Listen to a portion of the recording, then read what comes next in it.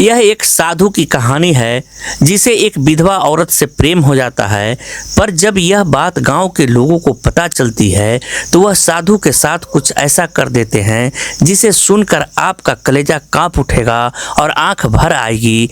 आखिरकार कैसे एक विधवा औरत एक साधु का ब्रह्मचर्य का जीवन समाप्त करती है, जानने के लिए देखते हैं यह दिलचस्प कहानी। शांत घने जंगलों के बीच एक प्राचीन आश्रम स्थित था। यह आश्रम वर्षों से एक तपस्वी साधु स्वामी आनंद नाथ का निवास स्थान था। वे एक सिद्ध योगी थे जिन्होंने संसारिक मोह माया को त्याग दिया था और ध्यान, भक्ति तथा सेवा में अपना जीवन समर्पित कर दिया था। उनकी ख्याति दूर दूर तक फैली हुई थी और दूर दूर से लोग उनके दर्शन करने तथा मार्गदर्शन प्राप्त करने के लिए आते थे। इसी वन प्रदेश के निकट स्थित गांव में एक सुंदर परंतु दुखी नारी रहती थी, विधवा कमला। कमला मात्र 25 वर्ष की थी, लेकिन उसके चेहरे पर संघर्ष की गहरी छाप थी। उसका विवाह एक संपन्न किसान मोहनलाल से हुआ था, लेकिन दुर्भाग्यवश शादी के कुछ ही वर्षों बाद मोहनलाल एक बीमारी के कारण चल बसा। समाज की क्रूर व्यवस्थाओं ने कमला को एक कठोर विधवा जीवन जीने के लिए विवश कर दिया। उसे सफेद वस्त्रों में रहने और समाज से अलग थलग रहने के लिए मजबूर किया गया। कमला के पास जीवन यापन का कोई ठोस साधन नहीं था। उसके पति के निधन के बाद उसके ससुराल वालों ने उसे आश्रय देने से इनकार कर दिया। वह अपने माता पिता के घर लौट आई, लेकिन वहां भी उसे ताने और अपेक्षा के अलावा कुछ नहीं मिला। अंततः उसने अपना पेट पालने के लिए गांव में दूसरे के घरों में काम करना शुरू किया। वह एक ममतामयी और सहृदय स्त्री थी, लेकिन उसकी परिस्थितियां अत्यंत कष्टमय थी। गांव में यह प्रसिद्ध था कि जो भी गहन पीड़ा में होता वह स्वामी आनंदनाथ के पास जाकर मार्गदर्शन प्राप्त करता। कमला ने भी उनके विषय में सुना था, लेकिन एक विधवा होते हुए वह किसी साधु के पास जाने से हिचकिचा रही थी। वह जानती थी कि समाज उसे गलत दृष्टि से देखेगा, लेकिन अपने जीवन के दुखों का हल पाने के लिए वह एक दिन आश्रम जाने का साहस कर बैठी। जब वह पहली बार आश्रम पहुंची, वहां का वातावरण अत्यंत शांत और पवित्र था। पक्षियों का कलरव, मंदिर की घंटियों की मधुर ध्वनि और मंत्रों का जाप वातावरण को आध्यात्मिकता से भर रहा था। स्वामी आनंदनाथ अपने ध्यान से निवृत्त होकर कुछ आगंतुकों से मिल रहे थे। कमला ने कुछ दूरी पर खड़े होकर प्रतीक्षा की। जब उसका समय आया तो उसने डरते डरते स्वामी जी के सामने अपनी व्यथा सुनाई। उसकी आंखों में आंसू थे और उसकी आवाज कांप रही थी। स्वामी आनंदनाथ ने गहरी सहानुभूति से उसकी बात सुनी और उसे सांत्वना दी। उन्होंने उसे बताया कि जीवन एक प्रवाह है जिसमें सुख दुख आते जाते रहते हैं। उन्हें उसे आत्मनिर्भर बनने और ईश्वर में विश्वास रखने का परामर्श दिया। कमला को उनके शब्दों से अजीब सी शांति मिली। वह नियमित रूप से आश्रम जाने लगी, कभी भजन सुनने तो कभी भी साधु के प्रवचनों में भाग लेने। धीरे धीरे उसके हृदय में एक नया प्रकाश फैलने लगा। उसे ऐसा लगने लगा जैसे उसके जीवन में फिर से कोई उद्देश्य आ गया हो। वह पहले की तरह निराश और दुखी नहीं रहती थी, लेकिन समय के साथ कुछ ऐसा घटित हुआ जो अप्रत्याशित था। कमला और स्वामी आनंदनाथ के बीच एक अनकहा अदृश्य संबंध विकसित होने लगा। कमला की उपस्थिति अब साधु के लिए भी विशेष हो गई थी। जब भी वह आती, आनंदनाथ का मन विचलित होने लगता। उन्होंने जीवन भर संसारिक मोह से दूर रहने की साधना की थी, लेकिन कमला के सानिध्य में उनके भीतर कुछ नया अनुभव जन्म लेने लगा। यह एक प्रकार की करुणा थी या शायद कुछ और। इसका उत्तर ना तो आनंदनाथ के पास था, ना ही कमला के पास। समाज की दृष्टि से साधु का किसी स्त्री के प्रति आकर्षित होना वर्जित था, और वह भी एक विधवा स्त्री। लेकिन प्रेम न तो समाज के नियमों का पालन करता है, न ही किसी सीमा में बंधता है। प्रेम सहज होता है, स्वतंत्र होता है। धीरे धीरे कमला और आनंदनाथ के बीच की यह अदृश्य डोर और मजबूत होने लगी। वे ज़्यादा समय एक दूसरे की बातों को सुनने और समझने में बिताने लगे। क्या यह आध्यात्मिक संबंध था या प्रेम की कोई छिपी हुई परछाई? यह प्रश्न दोनों के मन में उठने लगा, लेकिन उत्तर जानना इतना आसान नहीं था। कमला के जीवन में धीरे धीरे बदलाव आ रहे थे। आश्रम में बिताए गए क्षण अब उसकी दिनचर्या का अभिन्न हिस्सा बन चुके थे। उसकी आत्मा को एक अजीब सी शांति मिलने लगी थी, लेकिन उसके हृदय के किसी कोने में एक नई भावना जन्म ले रही थी जिसका वह स्वयं आकलन नहीं कर पा रही थी। एक दिन जब वह आश्रम पहुंची तो वातावरण में कुछ अलग सा महसूस हुआ। आमतौर पर साधु आनंदनाथ आगंतुकों से मिलते समय शांत और स्थित रहते थे, लेकिन आज उनके चेहरे पर एक हल्की बेचैनी थी। कमला ने दूर से यह महसूस किया, लेकिन कुछ कहने का साहस नहीं कर पाई। आज स्वामी आनंदनाथ आश्रम के पिछवाड़े स्थित एक पुराने पीपल के वृक्ष के नीचे ध्यान मग्न बैठे थे। जब कमला वहां पहुंची तो वह धीरे से उनके पास बैठ गई। कुछ क्षणों तक दोनों के बीच मौन बना रहा। फिर आनंदनाथ ने अपनी आंखें खोली और हल्की मुस्कान के साथ कहा, कमला, आज तुम्हारे चेहरे पर भी कुछ असम्मान लग रहा है। क्या तुम कुछ कहना चाहती हो? कमला थोड़ा झिझकी, फिर धीमी आवाज में बोली, स्वामी जी, मैं नहीं जानती कि यह कैसा भाव है, लेकिन जब भी मैं यहाँ आती हूँ मुझे अजीब सी शांति महसूस होती है। पहले मेरे मन में सिर्फ दुख और वेदना थी, लेकिन अब ऐसा लगता है जैसे जीवन में कोई उद्देश्य मिल गया हो। आनंदनाथ ने गंभीर स्वर में उत्तर दिया, यह भक्ति और आत्मबोध की शक्ति है कमला। जब हम अपने मन को ईश्वर की ओर केंद्रित करते हैं तो हमें जीवन की सही दिशा समझ में आने लगती है। कमला उनकी बातें सुन रही थी, लेकिन उसके मन में अनेक प्रश्न उठ रहे थे। क्या यह केवल एक भक्ति थी या कोई और भावना जन्म ले रही थी? वह स्वयं नहीं समझ पा रही थी। वही दूसरी ओर आनंदनाथ के हृदय में भी हलचल होने लगी थी। उन्हें अपनी भावनाओं पर पूर्ण नियंत्रण था, लेकिन कमला के प्रति बढ़ता आकर्षण उन्हें विचलित कर रहा था। यह उनकी साधना के लिए एक परीक्षा थी। समय के साथ आनंदनाथ और कमला के बीच की बातचीत और गहरी होने लगी। दोनों के बीच एक अनकही समझ विकसित हो गई थी। जब भी कमला आश्रम आती, आनंदनाथ के चेहरे पर एक अपरिभाषित संतोष झलकता। एक दिन जब कमला मंदिर की सफाई कर रही थी, आनंदनाथ ने धीरे से कहा, कमला, तुम्हारी भक्ति और सेवा में जो निष्ठा है वह अद्वितीय है, लेकिन क्या तुम्हें कभी यह एहसास होता है कि तुम्हारा मन किसी और भावना की ओर भी बढ़ रहा है? कमला ने घबरा कर उनकी ओर देखा। वह जानती थी कि उसके हृदय में कुछ बदलाव आ रहा है, लेकिन इस पर कभी स्पष्ट रूप से विचार नहीं किया था। स्वामी जी, मैं यह नहीं समझ पाती कि मेरे मन में यह कैसा भाव जाग रहा है। क्या यह केवल श्रद्धा है या कुछ और? आनंदनाथ ने गहरी सांस ली। कमला, मनुष्य एक जटिल प्राणी है। उसका हृदय भक्ति और प्रेम के बीच अक्सर भटकता है। यह हमें तय करना होता है कि हम किस राह पर चले। कमला ने कुछ उत्तर नहीं दिया। उसके मन में अनेक प्रश्न उमड़ने लगे। क्या वह सच में केवल श्रद्धा के कारण यहाँ आती थी या आनंदनाथ के प्रति कोई और भावना जन्म ले चुकी हुई थी? इसी बीच गांव में लोग चर्चा करने लगे थे कि कमला अक्सर आश्रम जाती है। कुछ लोगों को यह उचित नहीं लगा और उन्होंने इस पर आपत्ति जतानी शुरू कर दी। यह खबर धीरे धीरे बड़े विवाद का रूप लेने लगी। आश्रम और गांव के लोगों के बीच कमला की बढ़ती उपस्थिति चर्चा का विषय बनने लगी थी।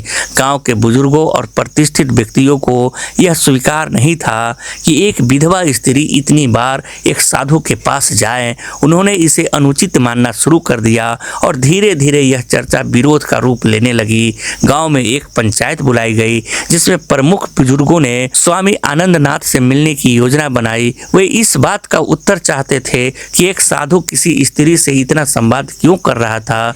पंचायत के सदस्यों ने यह निर्णय लिया कि वह सीधे आश्रम जाकर इस विषय में चर्चा करेंगे। उधर कमला स्वयं भी इन सब बातों से अनजान नहीं थी। उसे एहसास हो रहा था कि गांव के लोग उसके खिलाफ बातें कर रहे हैं, लेकिन वह अपने मन की सच्चाई जानती थी। उसके लिए स्वामी आनंदनाथ एक मार्गदर्शक और सहारा थे, और उसके भीतर जो भी भावना उत्पन्न हो रही थी वह किसी पाप से कम नहीं थी। एक दिन जब वह आश्रम पहुंची तो उसने आनंदनाथ से कहा, स्वामी जी, गांव के लोग हम पर उंगली उठा रहे हैं। यह मानने लगे हैं कि हमारी आपसे मित्रता गलत है। क्या हमें अब मिलना बंद कर देना चाहिए? आनंदनाथ गहरी सोच में पड़ गए। वह जानते थे कि समाज के नियम कठोर होते हैं और एक साधु और एक विधवा का साथ रहना लोगों के लिए सहज स्वीकार नहीं होगा, लेकिन वह यह भी जानते थे कि सच्ची भावनाओं को समाज के भय से दबाया नहीं जा सकता। उन्होंने कहा, कमला, सच सच्चे भाव किसी नियम कायदे के अधीन नहीं होते। यदि हमारे हृदय में शुद्धता है तो हमें किसी की चिंता नहीं करनी चाहिए। लेकिन ये भी सत्य है कि समाज को समझाना सरल नहीं है, हमें धैर्य और संयम से काम लेना होगा। इस बीच गांव के बुजुर्गों ने आश्रम जाकर आनंदनाथ से भेंट की। उन्होंने कड़े शब्दों में पूछा, स्वामी जी, आप जैसे तपस्वी के लिए यह शोभा नहीं देता कि आप एक विधवा स्त्री से इतनी नजदीकी रखे। क्या आप भूल गए कि समाज की मर्यादा क्या होती है? आनंदनाथ शांत रहे, लेकिन उनकी आंखों में गहरी गंभीरता थी। उन्होंने उत्तर दिया, मेरे लिए हर प्राणी समान है। कमला दुखी है और मैं उसे सांत्वना दे रहा हूँ। क्या समाज का कर्तव्य नहीं है कि वह उसे अपनाए, ना कि उसे और तिरस्कार करे?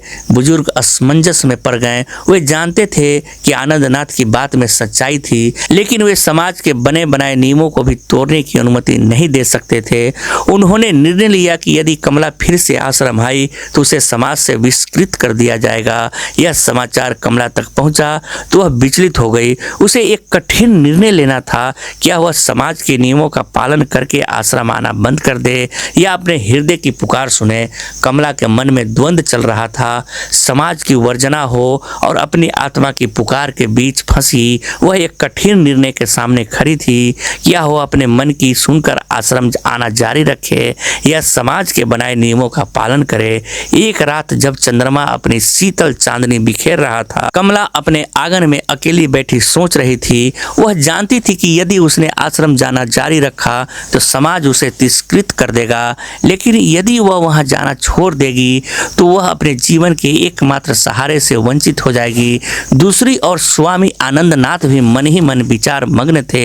वे जानते थे कि कमला का आना जाना समाज के लिए एक समस्या बन चुका है। वह यह भी समझते थे कि कमला अब उनके लिए मात्र एक भक्त नहीं रह गई थी, उनके प्रति उनका स्नेह एक विशेष रूप लेने लगा था और यह उनके ब्रह्मचर्य के सिद्धांत के विरुद्ध था। अगली सुबह कमला ने आश्रम जाने का निश्चय किया। जब वो वहां पहुंची तो आश्रम में पहले से ही गांव के कई लोग इकट्ठा थे। वे सब कमला को देखते ही गुस्से से भर गए। गांव के बुजुर्गों ने कठोर स्वर में कहा, कमला, हमने पहले ही कह दिया था कि यदि तुम आश्रम आई तो तुम्हें समाज से बहिष्कृत कर दिया जाएगा। अब तुम्हारा इस गांव में कोई स्थान नहीं है। कमला की आंखों में आंसू छलक आए। उसने आनंदनाथ की ओर देखा जैसे उनसे कोई सहायता की अपेक्षा कर रही हो, लेकिन स्वामी जी मौन थे। उनके भीतर भी एक संघर्ष चल रहा था। वे अपनी भावनाओं और समाज की मर्यादाओं के बीच संतुलन साधने का प्रयास कर रहे थे। आनंदनाथ ने गहरी सांस लेते हुए कहा, कमला, जीवन हमें कठिन निर्णयों के सामने खड़ा करता है, लेकिन सत्य की राह पर चलना ही सबसे बड़ा धर्म है। यदि समाज प्रेम और करुणा को समझ नहीं सकता तो हमें स्वयं अपने रास्ते खोजने होंगे। गांव के लोग इस उत्तर से संतुष्ट नहीं थे। उन्होंने घोषणा कर दी कि कमला अब गांव में नहीं रह सकती। कमला के लिए यह सबसे बड़ी परीक्षा थी। उसने अपने घर को अंतिम बार देखा और भारी मन से गांव छोड़ दिया। स्वामी आनंदनाथ ने भी एक कठोर निर्णय लिया। उन्होंने आश्रम छोड़ने का निश्चय कर लिया।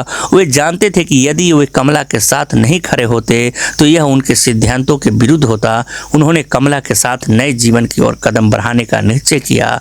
गांव छोड़ने के बाद कमला और आनंदनाथ ने अपने लिए एक नया आश्रय खोजने की यात्रा शुरू की।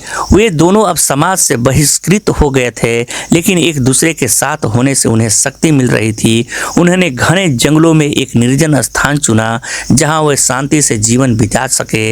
एक कुटिया बनाकर उन्होंने वहां अपना निवास रहना शुरू किया। आनंदनाथ ने अपने वर्षों के तप से प्राप्त ज्ञान से कमला को आत्मनिर्भर बनने की शिक्षा दी। वे दोनों खेती करने लगे और पास के जंगल से जल और खाद्य सामग्री इकट्ठा करने लगे। धीरे धीरे कमला का आत्मविश्वास बढ़ने लगा। अब वह पहले जैसी निर्बल और सहमी हुई नहीं थी। समय बीतने के साथ उसका यह नया जीवन एक नई दिशा में आगे बढ़ा। आनंदनाथ ने कमला को ध्यान और योग की शिक्षा दी, जिससे उसका मनोबल और दृढ़ता से बढ़ी। दोनों ने मिलकर यह तय किया वे समाज की स्वीकृति की प्रतीक्षा नहीं करेंगे, बल्कि अपने जीवन को अपने मूल्यों के आधार पर जिएंगे। लेकिन समाज ने उन्हें इतनी आसानी से भूलने नहीं दिया। गांव में यह चर्चा थी कि आनंदनाथ और कमला ने विवाह कर लिया है और यह खबर आग की तरह फैल गई। कुछ लोगों ने इस नए जीवन को स्वीकार कर लिया, जबकि कई लोग अभी भी उनके खिलाफ थे। एक दिन गांव के कुछ लोग जंगल में उनकी कुटिया तक पहुंच गए। उन्होंने आनंदनाथ से कहा, स्वामी जी आपने अपना संन्यास त्याग दिया, यह समाज के नियमों के विरुद्ध है, आपको वापस चलकर प्रायश्चित करना चाहिए। आनंदनाथ शांत थे लेकिन उनकी आंखों में दृढ़ता थी। उन्होंने उत्तर दिया, मैंने जो किया वह किसी पाप के लिए नहीं बल्कि सच्चे प्रेम और करुणा के लिए किया। समाज के नियम यदि प्रेम और करुणा को नकारते हैं तो वे बदलने चाहिए, ना कि प्रेम। कमला ने भी हिम्मत जुटाकर कहा, मैं कोई अपराधी नहीं हूँ, मैं अपने जीवन के फैसले स्वयं लेने के लिए स्वतंत्र हूँ। यदि समाज हमें स्वीकार नहीं कर सकता तो हमें भी इसकी कोई आवश्यकता नहीं है। गांव वाले निरुत्तर हो गए। वे समझ चुके थे कि आनंदनाथ और कमला अब उनके नियंत्रण में नहीं थे। वे वापस लौट गए, लेकिन इस घटना ने आनंदनाथ और कमला को और भी सशक्त बना दिया। समय बीतने के साथ उनका प्रेम और भी गहरा होता गया। उन्होंने अपनी कुटिया में ही एक छोटे से विद्यालय की स्थापना की, जहां वे जंगल के गरीब बच्चों को शिक्षा देने लगे। धीरे धीरे कुछ गांव वालों ने भी उनका समर्थन करना शुरू कर दिया। अब आनंदनाथ और कमला का जीवन केवल व्यक्तिगत प्रेम की अभिव्यक्ति नहीं था, बल्कि समाज में बदलाव लाने का एक माध्यम भी बन चुका था। वे अब एक नए समाज की स्थापना कर रहे थे, जहां प्रेम, समानता और स्वतंत्रता का सम्मान किया जाता था। समय बीतता गया और आनंदनाथ तथा कमला का जीवन अब एक नई दिशा में प्रवेश कर चुका था। उनकी कुटिया अब केवल दो लोगों का निवास स्थान नहीं रही, बल्कि धीरे धीरे एक छोटे से परिवार का रूप लेने लगी। कमला गर्भवती हुई और यह उनके जीवन में एक नए अध्याय की शुरुआत थी। आनंदनाथ, जो अब तक ब्रह्मचर्य का पालन कर रहे थे, पिता बनने की अनुभूति को लेकर मिश्रित भावनाओं में घिरे हुए थे। कमला के गर्भधारण की खबर धीरे धीरे जंगल और गांव में फैलने लगी। जहां कुछ लोगों ने इसे प्रेम की विजय के रूप में देखा, वहीं कुछ लोगों ने इसे स्वामी आनंदनाथ की तपस्या और साधना का अंत मान लिया। दोस्तों, आपका इस पर क्या विचार है? क्या साधु ने कमला से विवाह करके सही किया? उन्हें ऐसा नहीं करना चाहिए था? कमेंट में अपनी राय जरूर बताइए। यह कहानी आपको अच्छी लगी तो वीडियो को लाइक करके चैनल को सब्सक्राइब कर दीजिएगा। धन्यवाद।